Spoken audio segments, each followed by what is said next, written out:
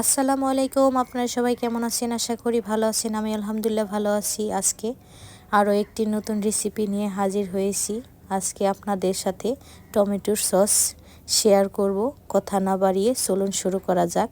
Tomato sauce বানানোর জন্য আমি 5 কেজি পাকা টমেটো নিয়ে এসেছি বাজার থেকে। এবার সবগুলো টমেটোই আমি ধুয়ে পরিষ্কার করে কেটে নেব পিস পিস করে।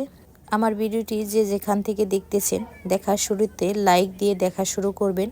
আর যদি ভিডিওটি ভালো লাগে অবশ্যই আমার চ্যানেলটি সাবস্ক্রাইব করবেন। সবগুলো টমেটোই পিস পিস করে কাটা হয়ে গেলে চুলায় একটি পাতিল বসিয়ে দিয়েছি।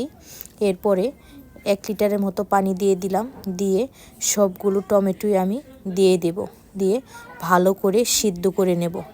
সবগুলো টমেটোই সুন্দর করে সিদ্ধ হয়ে গেলে এরপরে নামিয়ে নেব। নামিয়ে একটু ঠান্ডা করে নেব।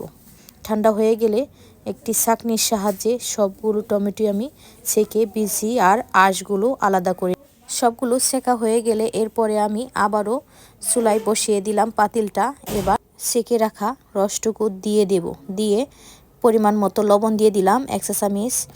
এরপরে দিয়ে দিলাম 1 কাপ চিনি। চিনিটা দেওয়া হয়ে গেলে 1.5 চা চামচ মরিচের গুঁড়া দিয়ে দিলাম ঝালের জন্য। এবার আমি কর্নফ্লাওয়ার নিয়ে নিলাম 3 টেবিল চামচ একটি কাপের মধ্যে।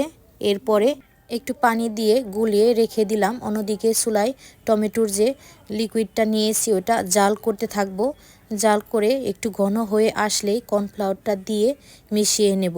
এরপরে দিয়ে দিব ভিনেগার আমি 1 কাপের মতো দিয়েছি, যেহেতু 5 কেজি টমেটো একটু বেশি করে দিয়েছি, যাতে ভিনেগার দেওয়ার পরে সসটা অনেক দিন থাকে, নষ্ট না হয়ে যায়।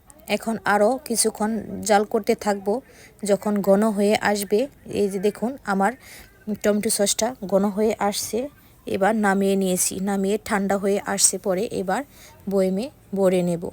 এভাবে আপনারা সস সারা বছর রেখে খেতে পারেন। ভিনেগার দেওয়ার কারণে সারা বছর থাকবে, একটু নষ্ট হবে না, কালারটাও একই রকম থেকে যাবে। আপনারা বাসায় একবার হলেও বানিয়ে দেখবেন। সবাই ভালো থাকবেন, সুস্থ থাকবেন। আল্লাহ হাফেজ।